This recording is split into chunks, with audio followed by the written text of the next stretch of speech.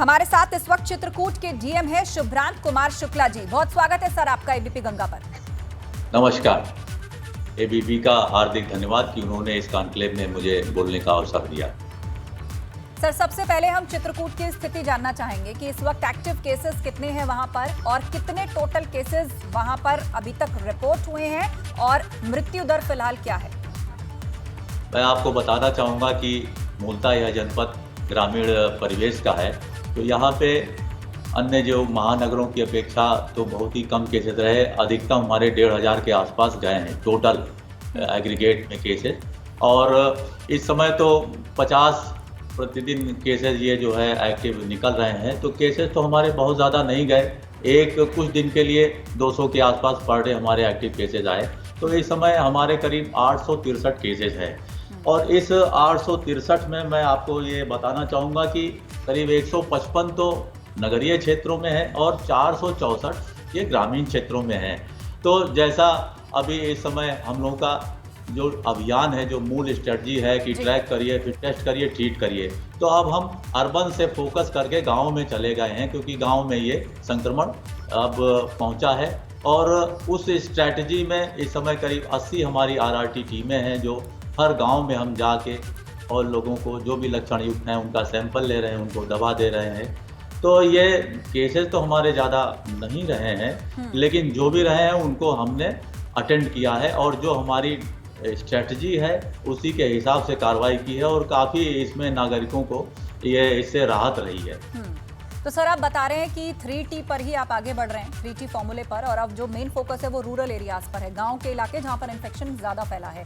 लेकिन अगर बात की जाए डिस्ट्रिक्ट की, तो यहाँ पर क्या कोई अपनी कोरोना टेस्टिंग लैब है या आपकी डिपेंडेंसी किसी दूसरे डिस्ट्रिक्ट पर है अभी?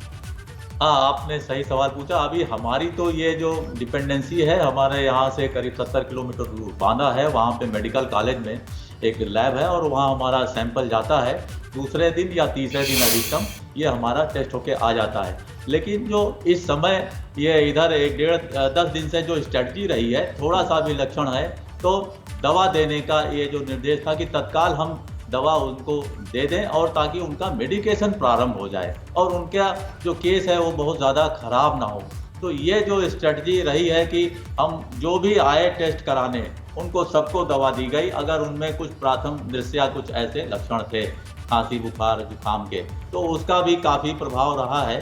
और जो आपने एक सवाल पूछा था कि डेथ रेट का, वो तो 1% से कम ही रहा है, 0.96, और ज़्यादातर इसमें सीनियर सिटीजन रहे हैं। अनफॉर्चुनेटली इसमें काफ़ी जैसे देर में आए, शुरू में लोगों ने इग्नोर किया कि ये सामान्य जो है खांसी बुखार का लक्षण है, तो उन्होंने फिर थोड़ा देर हम लोगों को बताया या हमारी टीम को बताया, देर में आए, तो उसकी वजह से कुछ इस तरह से हुए हैं। लेकिन गांव में जो अब ये हमारी टीमें पहुंची हैं, तो वहां पे भी हम लोग ग्रामीणों को अटेंड कर रहे हैं।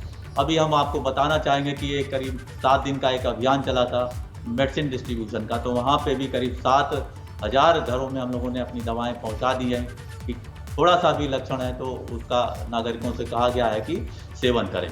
तो इस तरह से ये का जो प्रोटोकॉल है कोरोना से लड़ने का, वो भी यही कहता है कि टेस्ट रिपोर्ट आती रहेगी, लेकिन मेडिकेशन मतलब सिम्टम्स हैं तो उसके हिसाब से इलाज शुरू हो जाए, क्योंकि अर्ली डायग्नोसिस ही कोरोना से बचाता है, जान जाने से बचाता है। एक बहुत बड़ा कारण है कि लक्षण आए तो फौरन इलाज शुरू हो, अगर अस्पताल की जरूरत है तो अस्पताल मिले। सर ऑक्सीजन को लेकर भी बहुत दिक्कतें झेली हैं लोगों ने। हालांकि हम चित्रकूट की बात करें तो डेटा के हिसाब से जो आप बता रहे हैं, यहाँ पर कोई बहुत ज्यादा केसेस हमेशा नहीं रहे हैं, पर लेकिन oxygen crisis, oxygen bed, ICU, ventilator, इस समय इस तरह की कोई कमी क्या यहाँ पर रही है, और यदि हाँ तो फिर आगे उसके लिए क्या इंतजाम किए जा रहे हैं?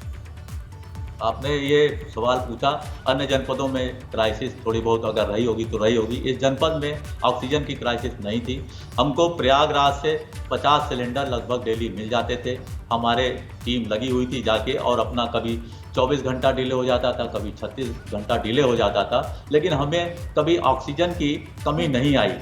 मैं आपको बताना चाहूँगा, बहुत ही सुंदर एक हॉस्पिटल, कोविड हॉस्पिटल यहाँ चित्रकूट में खो में बना हुआ है, और बहुत ही सुंदर अस्पताल है, और उसी अस्पताल को डेडिकेटेड कोविड हॉस्पिटल के रूप में यहाँ पे उसको निश्चित किया गया, और मैक्सिमम हॉस्पिटलाइजेशन हमारा 100 का गया है।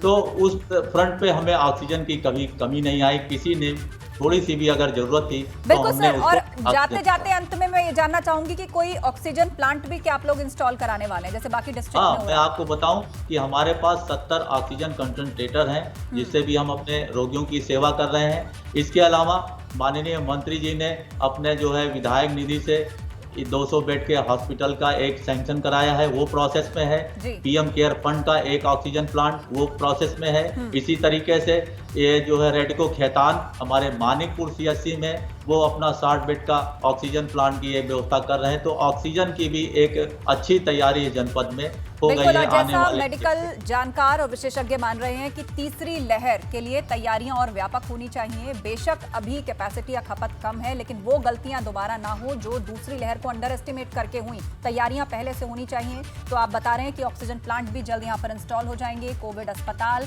और इससे संबंधित जो बाकी तैयारियां हैं वो अभी से शुरू कर दी गई है। बहुत शुक्रिया एबीपी गंगा से बातचीत के लिए। तो हमारे साथ डीएम चित्रकूट जुड़े और उन्होंने कई अहम बातें चित्रकूट के लिए हमें कही। सुभ्रांत कुमार शुक्ला जी, डीएम चित्रकूट, एबीपी गंगा के ई कॉन्क्लेव में अभी हमारे साथ जुड़े और उन्होंने कहा कि ऑक्सीजन की कमी नहीं है और उनका दावा यह भी था कि कभी रही भी नहीं है यहाँ पर, क्योंकि एक्टिव केसेस की संख्या यहाँ पर फिलहाल 800 के पार है। लगभग आधी ग्रामीण और शहरी क्षेत्रों में मिलाकर दवाइयां भी प्रॉपर है और कोविड बेड की भी कोई कमी नहीं है।